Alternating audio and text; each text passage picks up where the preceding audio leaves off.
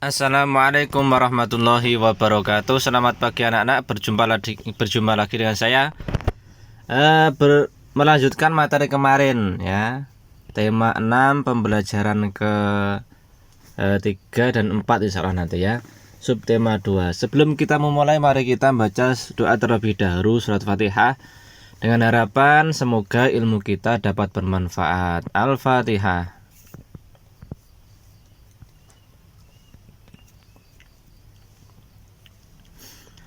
Baik anak-anak, silakan dibuka buku pelajarannya. Tema 6 pembelajaran ketiga subtema 2 halaman 72. Ya, ayo membaca. Minggu lalu siswa kelas 3 berkunjung ke Waduk Jatiluhur. Waduk tersebut terletak di Purwakarta, Jawa Barat. Murid-murid senang sekali. Hari ini mereka masih membicarakan kegiatan tersebut. Berikut ini percakapan mereka. Selamat pagi teman-teman, sapa Siti kepada teman-temannya. Selamat pagi juga Siti, sahut teman-teman Siti. Bagaimana kabar kamu Siti? Apakah kamu sudah sembuh? Sudah, terima kasih doanya ya teman-teman, jawab Siti. Oh ya, bagaimana kunjung ke Waduk Jatiluhur kemarin? Menyenangkan tidak teman-teman? Sangat menyenangkan, banyak ilmu yang didapat, jawab Edo. Ilmu apa Do? Tanya Siti. Ternyata waduk itu dapat dijadikan pembangkit listrik, jelas Edo. Iya, makanya Waduk Jatiluhur itu disebut sebagai waduk untuk PLTA, yaitu pembangkit listrik tenaga air, tambah Udin. Mengapa disebut pembangkit listrik tenaga air? Tanya Siti lagi. Karena energi listriknya berasal dari tenaga air. Bagaimana caranya energi air menjadi energi listrik? Siti semakin ingin tahu. Seperti ini ya gambarnya. Energi gerak air akan memutar alat yang disebut turbin. Lalu turbin menggerakkan generator listrik. Bergeraknya generator listrik inilah yang akan menghasilkan tenaga listrik. Jelas Udin. Listrik yang dihasilkan kemudian disalurkan ke gardu-gardu listrik.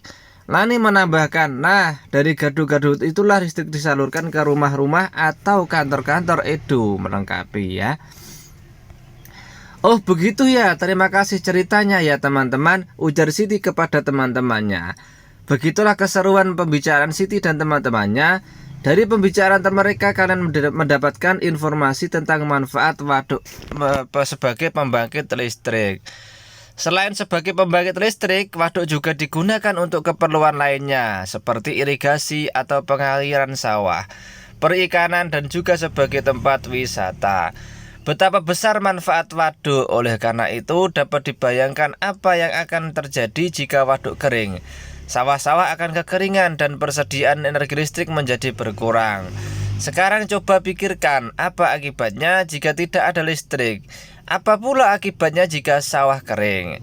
Kalian telah membaca wacana di atas. Nah, sekarang ini ya, jawablah pertanyaan-pertanyaan berikut, kerjakan di buku tugasmu ya. Nah, nanti di buku sini saja mengerjakannya ya. Nomor 1, tuliskan 2 hal tentang Waduk Jatiluhur yang sudah diketahui. 2. Bagaimana tenaga listrik dihasilkan oleh air dalam waduk? Ceritakan secara singkat. Oh, kalau ini tidak bisa ditulis di sini ya. Baik, untuk halaman ini, tugas ini dikerjakannya di buku tulis tema, karena ini ada cerita singkat ini. Tidak cukup ini. Bagaimana listrik dari PLTA dapat sampai ke rumah-rumah? 4. Apa yang akan terjadi jika air waduk kering? 5. Tuliskan 3 masalah yang muncul bila tidak ada listrik. Nah ya, dikerjakan di buku tema ya, di buku tulis tematik. Namun jika kalian ingin mengerjakan di kertas silahkan ya, boleh ya. Nanti bisa ditempel di situ kalau dikerjakannya di kertas ya. Ayo menari. Lani telah selesai bercakap-cakap dengan teman-temannya. Kemudian Lani mengajak teman-temannya untuk berlatih menari. Kali ini mereka akan berlatih gerak kuat kaki pada tari. Jenis gerakannya hampir sama dengan gerakan sebelumnya. Iringan musiknya lebih cepat sehingga gerakan kaki harus lebih kuat. Lani meletakkan tangan di pinggang, kemudian kakinya diayunkan mengikuti irama musik yang cepat. Musiknya berirama cepat, kakinya harus diayunkan lebih kuat. Ingat gerakan yang sudah dipelajari sebelumnya. Gerakan pertama seperti ini ya. 2, 3, 4 seperti itu. Kedua, pinggangnya digerakkan ya ke kanan dan ke kiri mungkin itu. Seperti ini. Yang ketiga ya, tangannya ke atas bawah. Keempat juga seperti itu, ke atas bawah ya. Bisa diperhatikan lagi nanti. Kemudian semakin kuat gerakan pada tarian, semakin besar energi yang dibutuhkan. Bahkan seorang penari dapat bercucuran keringat ketika menari, karena menari menguras energi. Ayo berlatih. Selesai latihan menari, Lani dan teman-teman berlatih berhitung. Mereka akan menghitung kegiatan yang dilakukan di sekolah. Semua panduan digunakan jadwal pelajaran di sekolah. Guru meminta siswa bekerja secara berkelompok. Masing-masing kelompok menghitung lamanya kegiatan selama 1 hari. Sebelum siswa bekerja, guru menjelaskan cara menentukan lamanya suatu kegiatan. Misalnya seperti ini ya, contoh ini. Pukul 05.00 Lani bangun tidur, kemudian mandi, berpakaian dan menyiapkan perlengkapan sekolah. Kegiatan ini dilakukan sampai pukul 05.30. Sampai lama kegiatan tersebut adalah seperti ini ya. 05.30 itu merupakan selesai kegiatan Lani itu mandi sampai pukul 05.30 ya. Sedangkan 05.00 itu merupakan jam bangun tidurnya Lani ya. Jadi yang 05 itu jam, yang 30 itu menit ya. Nah, berarti lamanya kegiatan 05.30 dikurangi 05.00 sama dengan 0 dikurangi 0, 3 kurangi 0, 3 ya, 5 dikurangi 5, 0. Kemudian 0-nya tuh turun. Jadi lama waktu yang diperlukan adalah 30 menit ya. Kegiatan yang dilakukan, lama kegiatan Lani itu jumlahnya 30 menit. Yang kedua, ayah pergi bekerja pukul 07.30. Ayah pulang dari kantor dan sampai di rumah pukul 18.00. Lama ayah bekerja dan waktu yang diperlukan dalam perjalanan adalah 18.00. Nah, itu dikurangi 07.30 ya. Jadi ini ya, ayah tadi pulang dari kantor pukul 18 ya. 18-nya didahulukan. Kemudian 07.30 itu merupakan perginya atau berangkatnya ayah saat bekerja.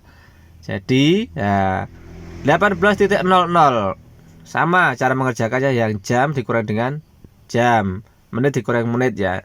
0 dikurangi 0 sama dengan 0. Nah, 0 dikurangi 3 kan tidak bisa. Maka dari itu diambil 18 ini dicoret, 8-nya dicoret. Nah, diambil 1 jam ya.